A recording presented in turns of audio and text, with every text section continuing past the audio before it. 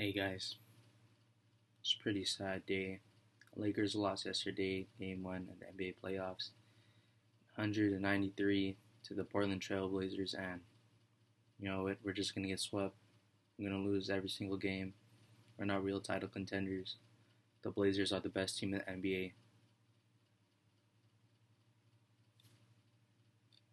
Who says that? People who don't know basketball say that, and I'm here to tell you that we, as Laker fans, we got nothing to worry about. Yeah, the Blazers are gonna do their thing, but it's the Lakers. We got LeBron and AD. It's nothing to worry about.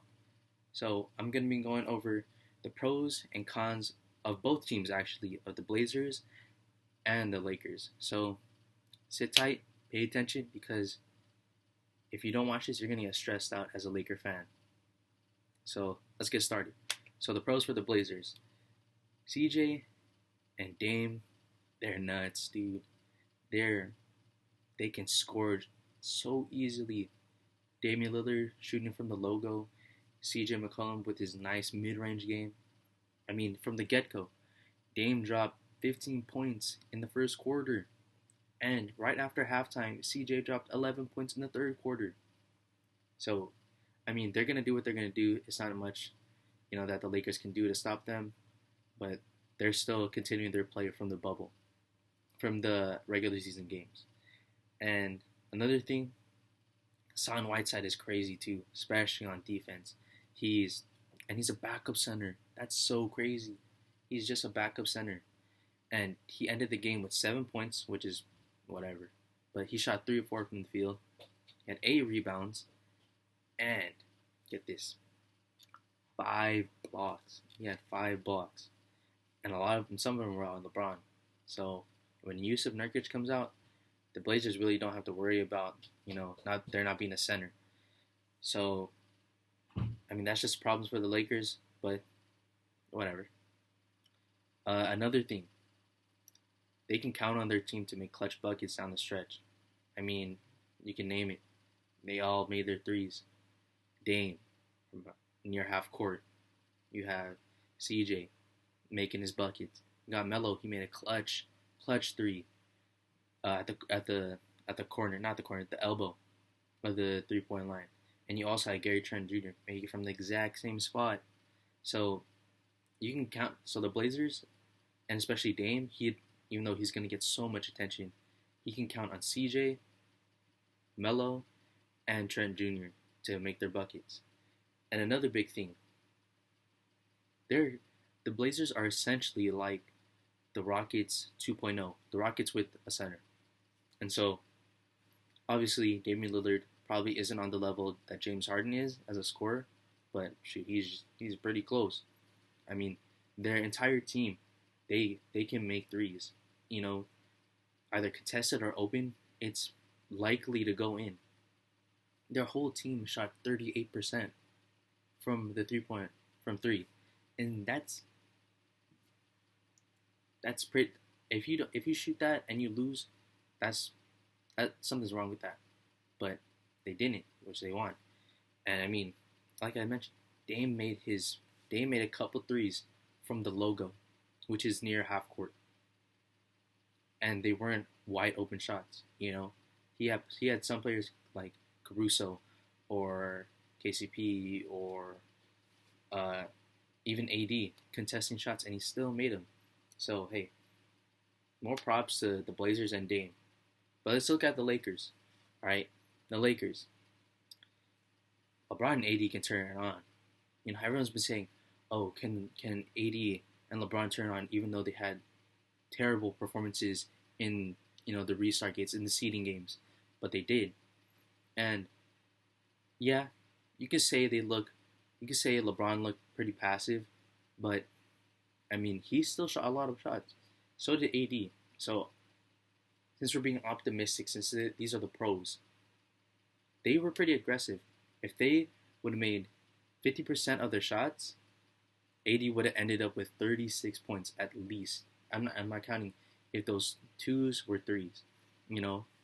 But and also LeBron would have had 25 points. So if you would taken into account, if you would have thought, oh yeah, AD was gonna end the game with 36 points, uh, 11 rebounds. LeBron was gonna have a near 20 20 20.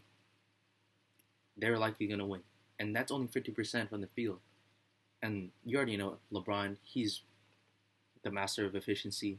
You already know AD, he's he can score from anywhere, but it's just a matter of them making shots. And like I said, LeBron had almost 20 points, 20 rebounds, and 20 assists. And honestly, he could have had 25 assists if his shooters would have made their damn 3-point shots. But nonetheless, he had like what 23, 21 points, 17 rebounds, led the game in rebounds, and he had 16 assists. So you already know those two players can turn it on. And let's another thing. Even though it was their first game in the playoffs, Kuz and Caruso they played pretty well. I mean, scoring wise, efficiency wise, they weren't that good. Given that Kuz was 5 of 14 from the field, and Caruso was 1 of 6. I mean, yeah, they definitely could have made their shots. They both combined for 1 of 8 from 3, and they still could have made their shots. But aside from that, Kuz, he looked very aggressive in the game. He wasn't just settling for threes. He was definitely taking, he took a nice fadeaway on the baseline, and he was also getting into the rim, which I liked a lot. Same, and with Caruso, Caruso he's Mister. You don't see it on the box score, and you definitely did not see it on the box score. A lot of the plays that he had, he had three, even though he had 3 steals and he had 3 assists, but he made a lot of winning plays. He dove on the floor. He played great defense. He even caused turnovers on defense. And so just from defending people and not like trying to steal the ball from them, he still played really good defense. He hustles, like I said, he dives on the floor, and he makes the correct passes. So, for their first game in the playoffs, definitely. I mean, you could tell the nerves were there. Obviously, with the scoring wise, they could have made their shots. But aside from that, they look pretty good. And Kuz also looked good on defense as well. But like I mentioned, the defense is pretty solid. Even though Dame dropped 34 and CJ dropped 21, the Blazers still shot 39% from the field. 39%. The greatest team in the bubble, the Portland Trail Blazers, who average about like 110 to 120 points a game.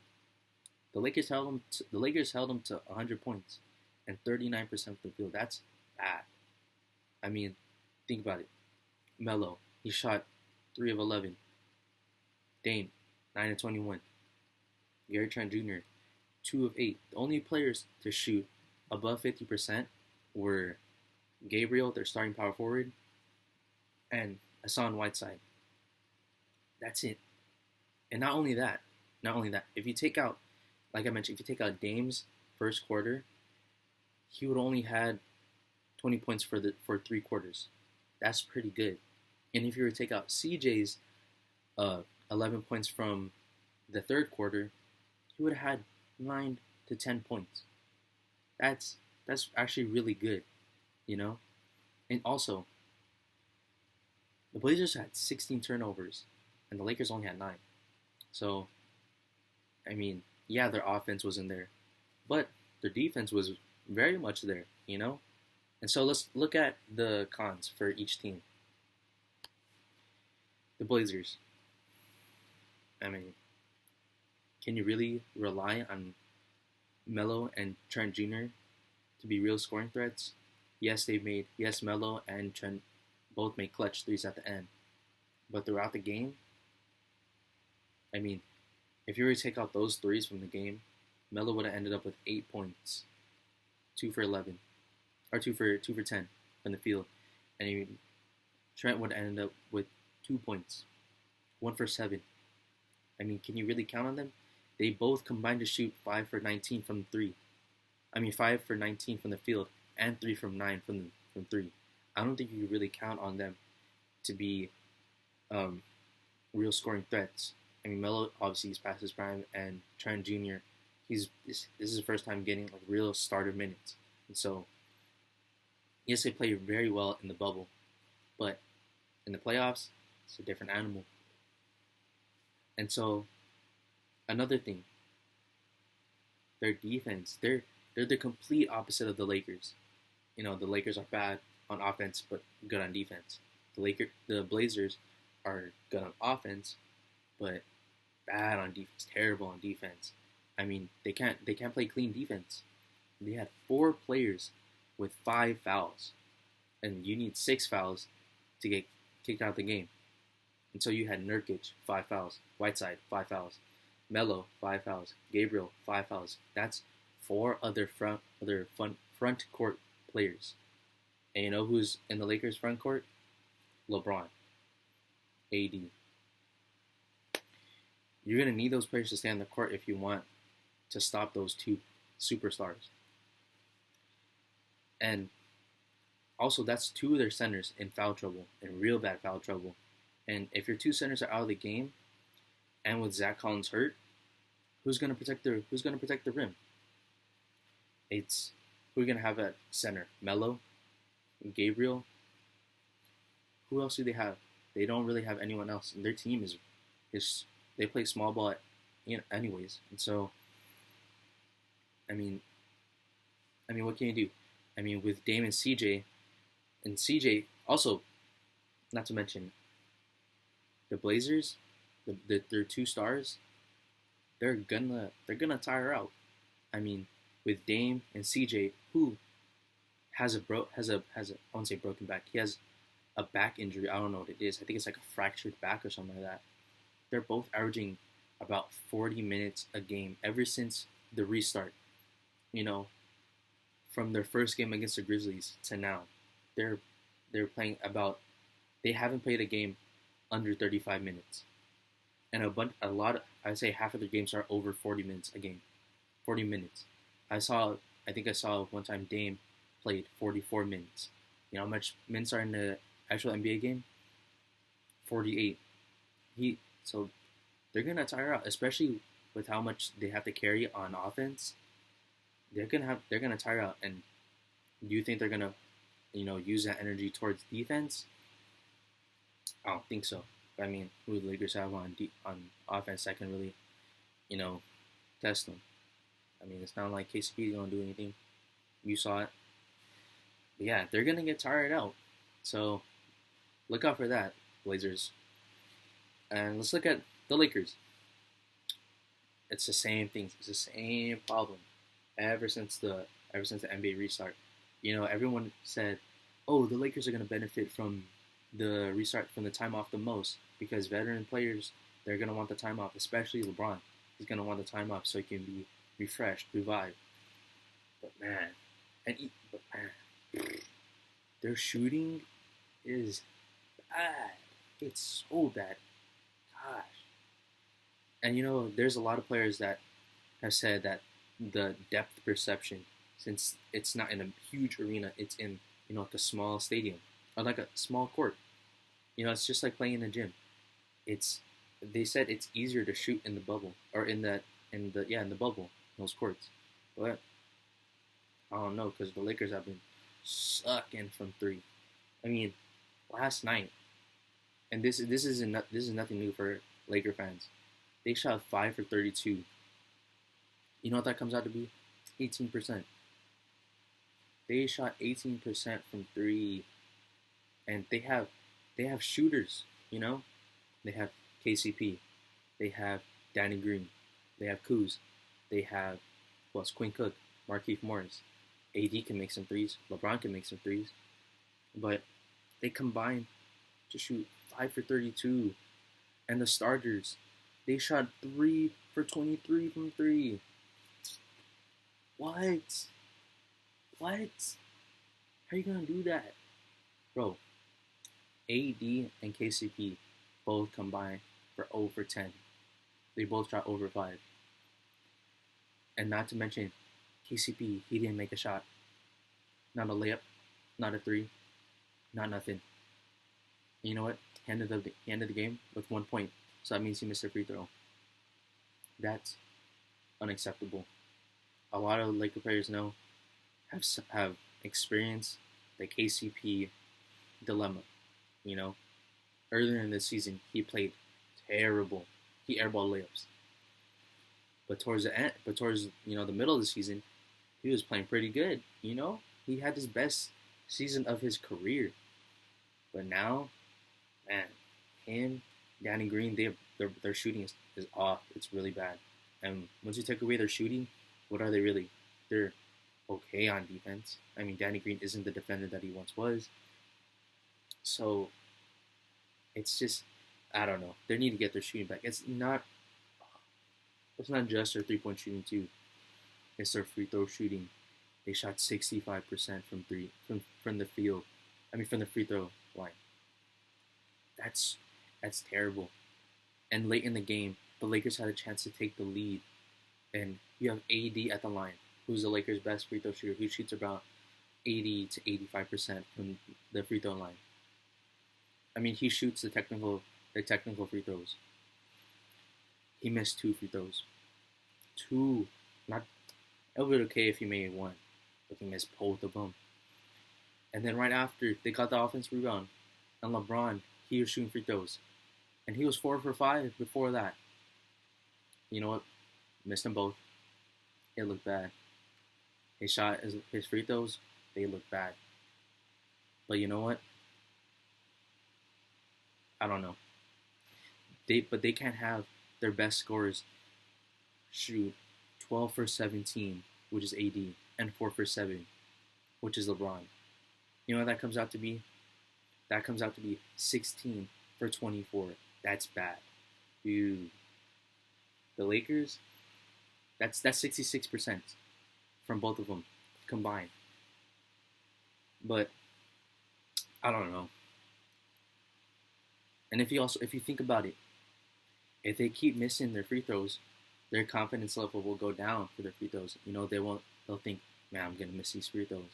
And you can't have that when your 2 players love scoring at the rim. I don't know about AD. He thinks he's like Steph Curry shooting from 3 and dribbling the ball. But yeah, like I mentioned, if they're missing their free throws, they're not gonna want to go to the rim because they're not gonna want to get fouled. And that's tough because LeBron, I mean, yeah, he doesn't really, his jumper is all right. I mean, he shoots decently from 3, but his money, his bread and butter comes from the paint, whether it be post shots or it be layups. If he misses free throws, then he's not going to want to go in the paint. He's going to want to take some crazy threes, some contested threes. I mean, he even took a 3 from Dame Land, 35 feet out from the logo, and he almost made it. But the Lakers, they really need to work on their shooting. I don't know what it is, to be honest. But let's wrap it up with just summarizing everything. Let's bring it all together. So basically, the main points about the Lakers are that their stars played great. They could play better. And their defense was very solid despite Dame and CJ going off for 55 points. As you know, in the first quarter, they need to start better.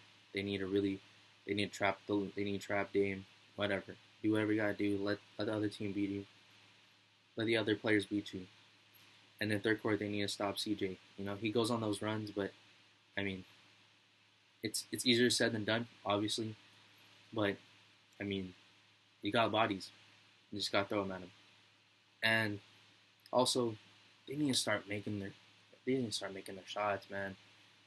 Whether it be threes or free throws. Actually, you gotta make both of them to be upfront. They have to make both of them because they're not going to keep up. Their offense, the way it is not going to keep up with the Blazers' offense. And yeah, how often do you think Melo is going to go 3 for 11, or Gary Trent Jr. is going to go 2 for 8, or even Nurkic? He went, I believe, he didn't shoot that well, but he still ended the game with about 15 points. How often do you think that's going to happen? I don't know, but the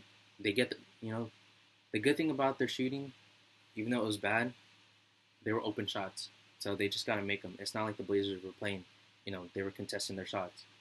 So the Lakers, they need their stars played good, their defense was pretty solid, their shooting was bad. That's pretty much it. And let's look at the main points for the Blazers. Also, their stars played good. CJ and Dame, like I mentioned, 55 points. Dame, 15 in the first quarter. CJ, 11 in the third quarter.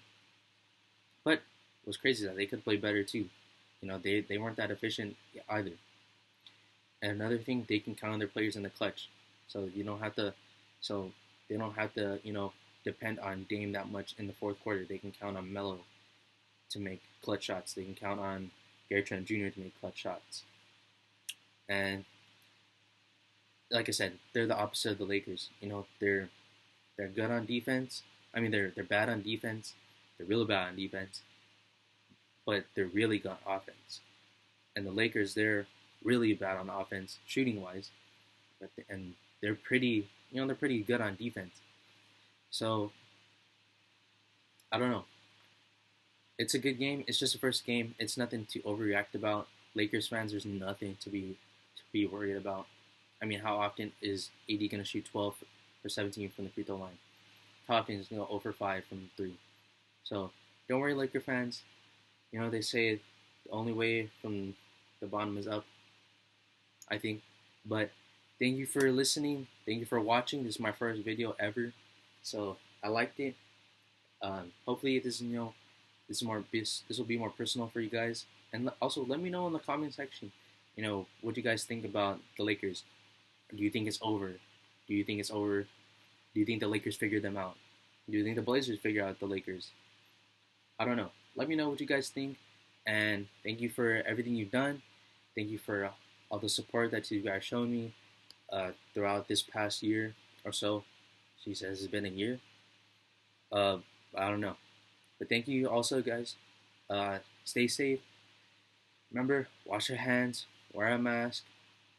You gotta, don't just think about yourself, think about others. Thank you once again, and take care, guys.